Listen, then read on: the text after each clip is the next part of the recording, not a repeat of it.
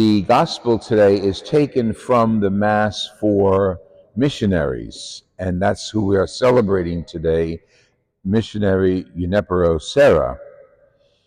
Years ago, maybe 1969, I was a mere child, I was able to spend a summer studying in California. And while I was studying, a group of people that we were studying with decided to take a tour of the missions of California. I didn't know much about them. I knew they were there, but I never went to any of them. And we went to quite a few. There are like 26 at least that were founded by the person we honor today, Juniper Serra. In the 1700s, that part of the United States was still part of Spain. So Juniper came with the soldiers and the officials of Spain to the New World, that's what it was called then, and to bring the word and civilization, you might say, Western European civilization to the it wasn't United States, to the New Spain. What they found were our indigenous sisters and brothers, and of course the language was far apart.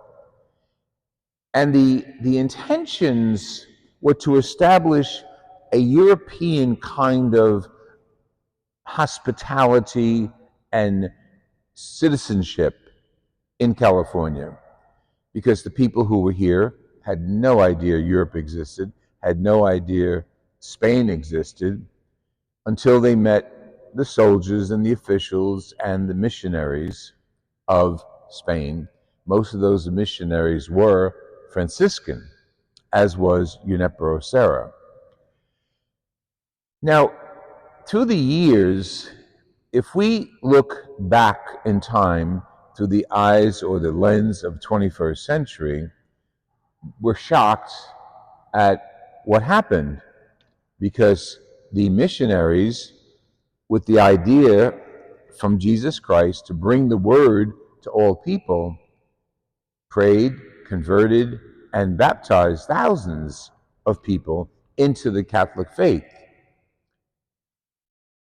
We wouldn't do that today because we're so politically correct, and we have to admit that it seems that many of the soldiers and the officials of the Spanish government took advantage of the indigenous people who were here and used them, sometimes even used them as slaves.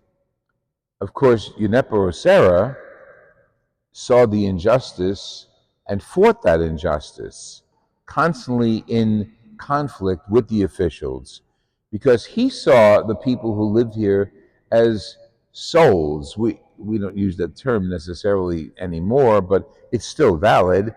Souls able to be converted to Christianity. So the intention was taking Jesus at his word and bringing his word to those who never heard him, never heard about him.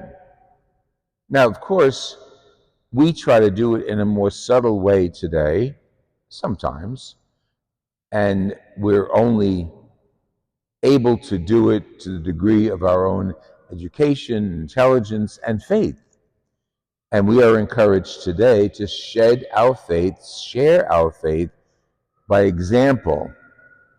And the corporate works of mercy give us those examples: feeding the hungry, giving drink to the thirsty, housing, etc.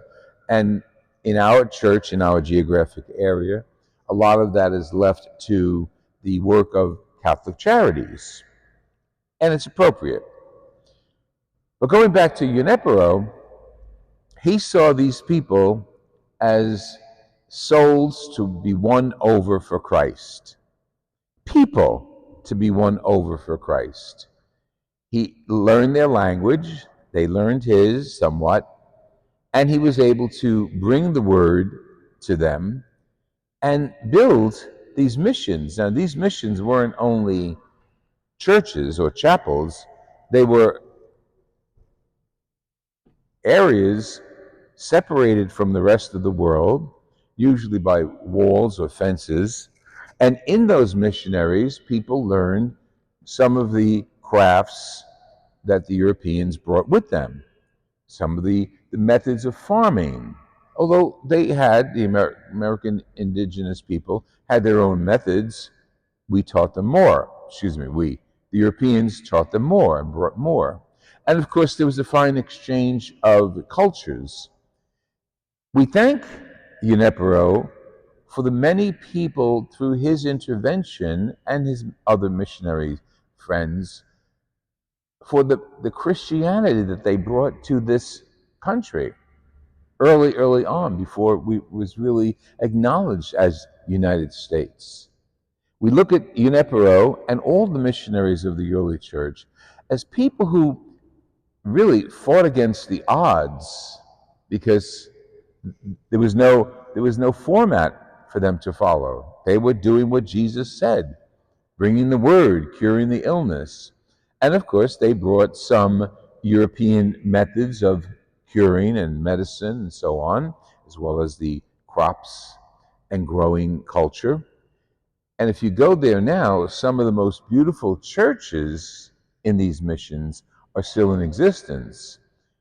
Ornate, very, very beautifully done, from the hands of indigenous people under the instruction of the Europeans. And they're beautiful. The culture is beautiful. When things got a little strange in the United States about accessing other cultures, respecting other cultures, and going overboard at times, Juniper Serra was looked upon as an example of a terrible person. This is in our day. When he was being canonized by uh, John Paul II, people thought he was a terrible example of what it means to be a Christian because he converted, he changed the minds of people, he changed the culture of people, and he wasn't alone. There were other missionaries and, of course, officials with him. So we look at him as, yes, someone who introduced Christianity to present-day California, for which we pray a great deal, because they seem to be going off the edge of the country, but that's another story. And we pray for the successes, because without that, we would lack so much of Hispanic culture in our own country. In so many churches throughout our city and country, masses are bilingual, Spanish and Italian, Spanish and English, because so many people have come from the countries associated with the Latin language, the Spanish language. So we are a rich country, we're a richer church because of the diversity and the faith of a man like Juniper Serra. We're not political, we're spiritual in our goals. So we want to thank him and his missionary brothers and his people who assisted him in bringing the word. But we have to appreciate it from the times. It was the 18th century, a long time ago. This is the 21st century, as you know. Very different approach to conversion and culture. But let's appreciate who he is and the work he did, bringing Christianity to our brothers and sisters here well before us, and for allowing it to spread throughout the world, starting in the missions of Saint Juniper Serra in California. He's a missionary, and we're all called to be missionaries.